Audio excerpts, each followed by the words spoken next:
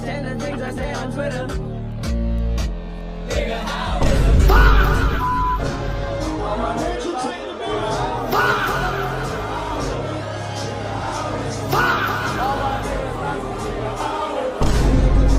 So I'm banned from everything? That's what I hear. Every restaurant, every venue, every nightclub, pretty much banned for your anti-Semitic remarks and your absolute racism and your hatred towards Jews.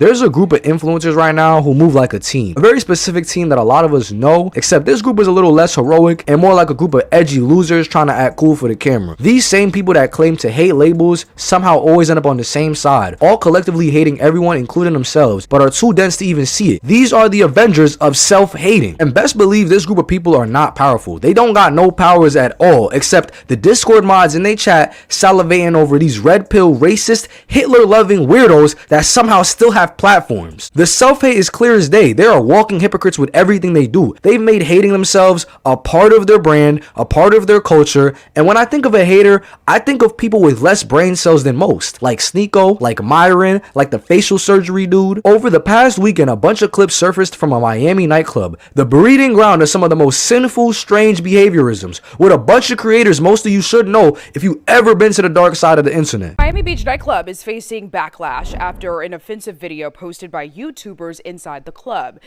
want to show you video from inside of Vyndham on Thursday. It shows a group of controversial YouTubers partying to an anti-Semitic song praising Hitler created by rapper Kanye West. This wasn't just a tweet, a stream, or a clip farm. These grown men piled together and decided to party in the club to a song praising literal hellspawn just for the love of the game. The man Kanye himself didn't even co-sign this behavior. Y'all willingly shoved Kanye's and Hitler's meat stick down y'all mouths for whatever reason. Y'all try so hard to be different and cool, but no one respects y'all. You have the combined IQ level of like a toddler. It's very low. Sneeko, you used to be somewhat promising. You actually used to make good content, but you can't for the life of you stay loyal to one thing or actually respect human life. For whatever percent black you are, we don't claim you. You're a milkman and they don't even claim you either. Nick Fuentes, you are a literal racist, but trust, no one is worried about you. In a few years time, the internet gonna dispose of you and you'll be in your backyard hugging that Confederate flag real tight as the remaining parts of your career slip. Myron Gaines, another cornball. This is no hate, this is all facts. Y'all have no respect for women, human, or people of any race. Your sole existence is just to rage bait. The legacy y'all share is gonna get y'all a seat right next to the man y'all are hailing for. This isn't about guilt by association, it's about pattern recognition.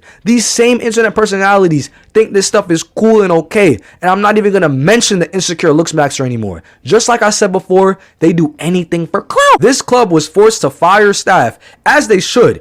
Everyone in there needs to find God. Why are you in the club hailing a man that committed mass genocide? The venues thankfully banned them. They even managed to make local news because no one outside of the city of Miami is bringing attention to these dweebs because that's what they want. I will speak on it though because this is just sad more than anything. The rules are different off the internet. You don't get to hide behind irony when real people are in the room. The internet loves provocation. Real life simply enforces these boundaries. If these guys got off the internet and just looked at themselves for what they are, maybe they'd have a reality check. Y'all wake up every day knowing you're just spewing bullshit out your mouth for the love of the game. There's a special place for people like this, and I hope y'all are waking up to how silly some of these creators of today are. People in general are goofy, but let's look at Sneeko. He didn't start here. He used to market himself as a free thinker, but ain't nothing free about just rejecting the mainstream and doing things to get a rise. He's so content based because it's paying the bills. His life will forever be a cycle till we leave him behind too. He got bored of being a genuine human. Shock replaced substance for all his content.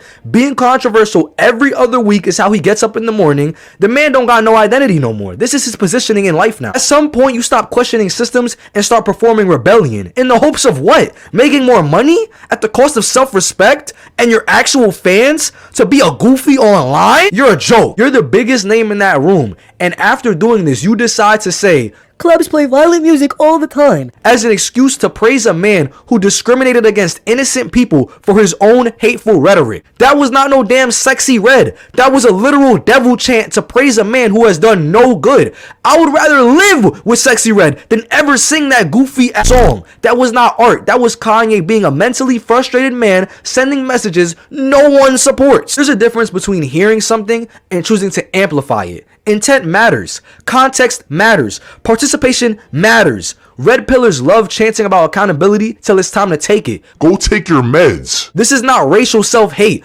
All of these men are confused with their own identity. All of them are from different backgrounds coming together to hate on the same groups they profit off of. You can pretend none of that matters, but you don't even love yourself enough to have basic human decency. They mock empathy, they mock solidarity, they mock community, then complain when they're isolated, when the people hate on them. Y'all are lost. You can't build a brand on alienation and then be surprised when you're alone. Of course, this is the group of people you're stuck around because no one wants to watch someone who doesn't respect them, nevertheless themselves. You can't pretend World War II didn't happen. It wasn't even over 100 years ago. You can't reject any community when the communities you hate on is why you're here now. You can't avoid responsibility when you're the problem. They assemble when controversy calls. Each one plays a role. Corn stacked on top of corn, feeding the algorithm and the youth with more bullshit. The only thing they have similar to the Avengers is destroying shit, but they save nothing. They don't stand for values. They stand against everything. And standing for everything means you stand for nothing. And standing for nothing means you will fall to anything. Don't let that go over your head. The cost of being edgy isn't cancellation. I hope you know it's irrelevance. This isn't about banning people. It's about understanding that words, symbols, and spaces matter. If your whole identity is being against the world, don't be shocked when the world moves on without you. This video isn't about outrage. It's about patterns, consequences,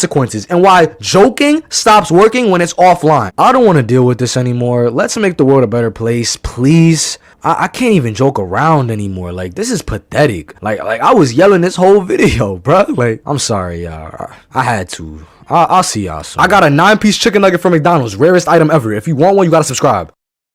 They don't understand the things I say on Twitter. Yeah, you thought I was gonna say it, huh?